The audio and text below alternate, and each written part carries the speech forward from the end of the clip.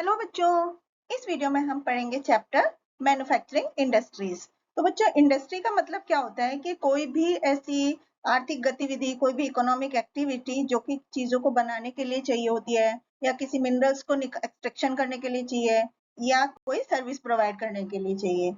तो उसमें हम क्या करते हैं, रॉ मटेरियल्स को यूजफुल प्रोडक्ट्स में कन्वर्ट करते हैं।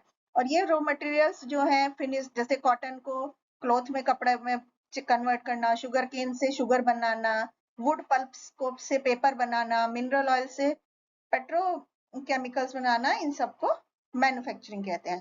तो मैन्युफैक्चर का मतलब होता है making of goods with the help of या तो मैनुअल लेबर या मशीनरी की हेल्प से चीजों को बनाने को मैन्युफैक्चर बोलते हैं। और एक इंडस्ट्री में क्या होता है कि बहुत सारी एक जैसी चीजें बनती हैं एक साथ, या एक जैसी सर्विस प्रोवाइड की जाती है। तो बहुत सारी हजारों इंडस्ट्रीज हैं, जैसे कि कंस्ट्रक्शन की, फार्मिंग की, माइनिंग की, फूड प्रोसेसिंग की। तो ज्यादातर जो प्रोडक्ट्स हैं जो आजकल यूज किए जाते हैं वो मैन्युफैक्चरिंग इंडस्ट्रीज में बनाए जाते हैं। तो आइए अब हम पढ़ते हैं क्लासिफिकेशन ऑफ इंडस्ट्रीज। इंडस्ट्रीज को रॉ मटेरियल जो उसमें यूज हुआ है, उनका साइज, ऑनरशिप और प्रोडक्ट्स क्या बन रहे हैं, उनके बेस पे क्लासिफाई किया गया है। तो कुछ चीजें हैं जो उनके साइज के हिसाब से क्लासिफाई की जाती हैं, और दूसरी हैं कुछ उनकी ऑनरशिप के हिसाब से। तो अब हम पढ़ते हैं पहले कि on the basis of raw materials. तो रॉ मटेरियल के कंजम्पशन के बेस पे जो इंडस्ट्रीज हैं उनको कुछ टाइप्स की होती हैं। जैसे सबसे पहले एग्रो बेस्ड इंडस्ट्री। इस तरह की जो इंडस्ट्री होती है उनका जो रॉ मटेरियल होता है वो एग्रीकल्चर से मिलता है। Food industry, cotton, jute, textile industry, food processing industry, vegetable oil industry, ये एग्रीकल्चर प्रोडक्ट पे डिपेंड होती है। दूसरी है एनिमल बेस्ड इंडस्ट्रीज। तो इन इंडस्ट्रीज के लिए जो रॉ मटेरियल है वो एनिमल्स जैसे कि शीप, गोट, काउ, इनसे मिलता है।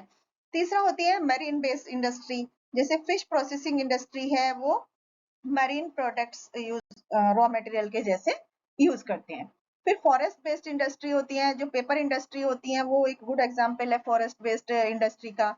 उसके बाद मिनरल बेस्ड इंडस्ट्री है, जैसे कि आयरन, स्टील, सीमेंट, एल्यूमिनियम, ये सभी मिनरल बेस्ड इंडस्ट्रीज है। अब दूसरा classification on the basis of ownership. तो ऑनरशिप के बेस पे इंडस्ट्री को कुछ कैटेगरी में डिवाइड किया गया है। सबसे पहले पब्लिक सेक्टर इंडस्ट्री। तो ये इंडस्ट्री जो होती है इन गवर्नमेंट द्वारा चलाई जाती हैं, ये एजेंसी या एंड इट्स एजेंसी या गवर्नमेंट की एजेंसी द्वारा चलाई जाती हैं। जैसे भिलाई स्टील है, इंडिया हैवी इलेक्ट्रिकल्स है, ये पब्लिक सेक्टर इंडस्ट्री है। दूसरी होती है प्राइवेट सेक्टर इंडस्ट्रीज। तो इस तरह की जो इंडस्ट्रीज होती हैं वो इंडिविजुअल्स या ग्रुप ऑफ इंडिविजुअल्स द्वारा ऑपरेट की जाती हैं। जैसे रिलायंस है, टाटा, हिंदुस्तान मोटर्स, ये प्राइवेट सेक्टर इंडस्ट्रीज हैं। तीसरी होती है कोऑपरेटिव सेक्टर इंडस्ट्रीज। तो इंडस्ट्रीज, ये जो इंडस्ट्री है ग्रुप ऑफ पीपल द्वारा ऑपरेट की जाती हैं, जो कि manufacture and supply goods came under this category. जितने भी मैन्युफैक्चरिंग और सप्लाई गुड्स की कंपनी है वो इसके अंतर्गत आती है। फिर जॉइंट सेक्टर इंडस्ट्रीज हैं, जो कि स्टेट और इंडिविजुअल या इंडिविजुअल के ग्रुप द्वारा ऑपरेट की जाती हैं।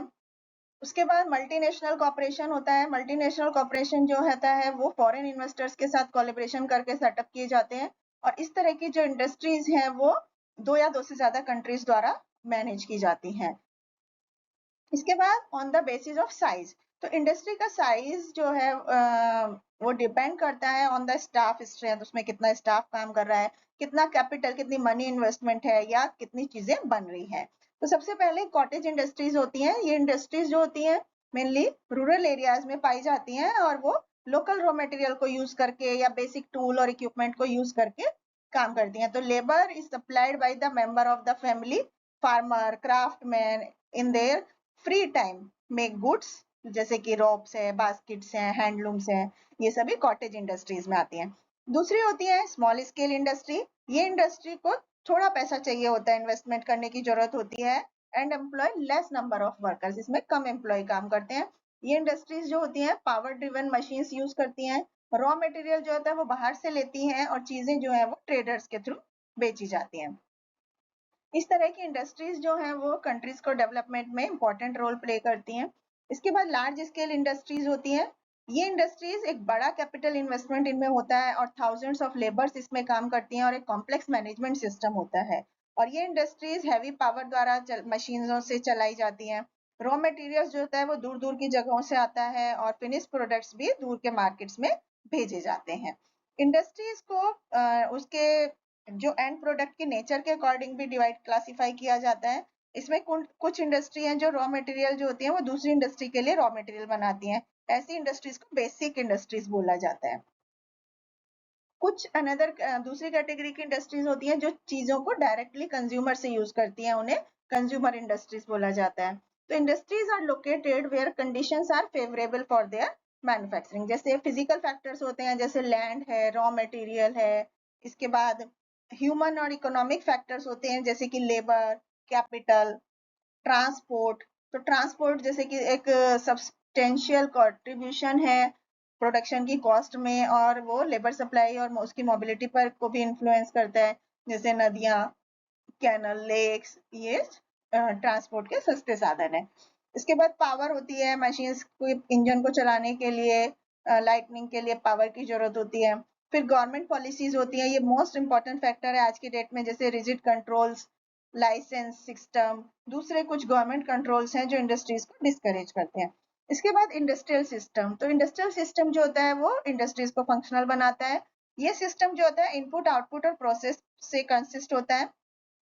ये सिस्टम जो होता है इनपुट, इसे में इनपुट में raw materials include labour, cost of land, transport, power और दूसरे इंफ्रास्ट्रक्चर इंक्लूड होते हैं। इसके बाद इंडस्ट्रियल रीजन्स होते हैं।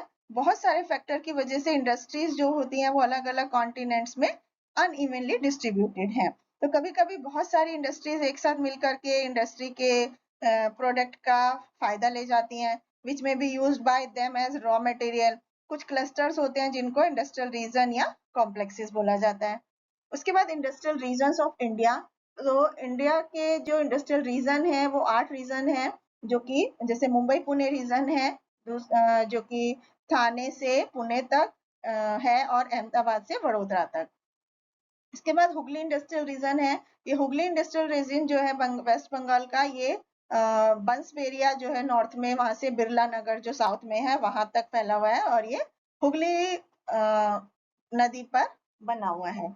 इसके बाद बेंगलुरु तमिलनाडु रीजन है। ये एरिया जो है वो मदुरई, कोयम्बटूर, बेंगलुरु का एरिया है।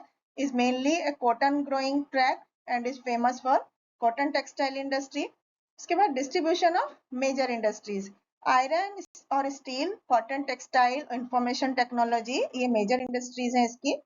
इसके बाद आयरन और steel industries.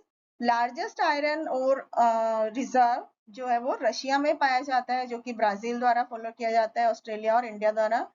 China is largest producer of steel, followed by United states. इसके बाद आयरन के और स्टील की इंडस्ट्री का जो एरा है इंडिया में, वो टाटा आयरन स्टील कंपनी के शुरुआत से शुरू हुआ था। अब iron and steel plant at Jamshedpur जो झारखंड में है। तो 1907 में टाटा आयरन और स्टील कंपनी सक्ची में, सिंहभूम डिस्ट्रिक्ट में, झारखंड में शुरुआत हुई थी। टाटा आयरन और steel company is one of the best managed steel companies in the country.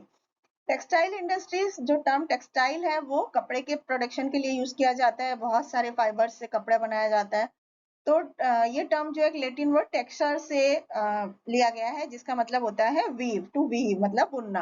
तो fibres are the raw material fabrics. Fibres दो तरह के होते हैं, नेचुरल फाइबर और manmade fibre. Natural fibre plant, animal और मिनरल से ऑब्टेन किए जाते हैं, और जिसमें कि वूल, सिल्क, कॉटन, इस तरह की चीजें आती हैं। और मैन मेड फाइबर्स जो होते हैं उसमें पॉलिस्टर, एक्रेलिक, नायलॉन, रेयन, इस तरह के मटेरियल आते हैं। और जो चीजें हैं वो टेक्सटाइल इंडस्ट्री में प्रोड्यूस की जाती हैं, जैसे कि क्लोथिंग में, होम फर्निशिंग में।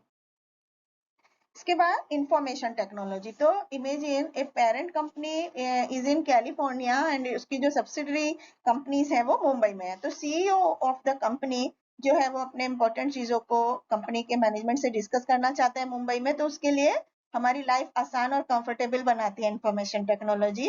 And by using this electronic gadgets, हम जो है चीजों को प्रोसेस, स्टोर और डिस्ट्रीब्यूट कर सकते हैं इंफॉर्मेशन को, और एक डाटा को अच्छी स्पीड से हम ट्रांसफर कर सकते हैं, जिसे हम इंफॉर्मेशन टेक्नोलॉजी या आईटी बोलते हैं।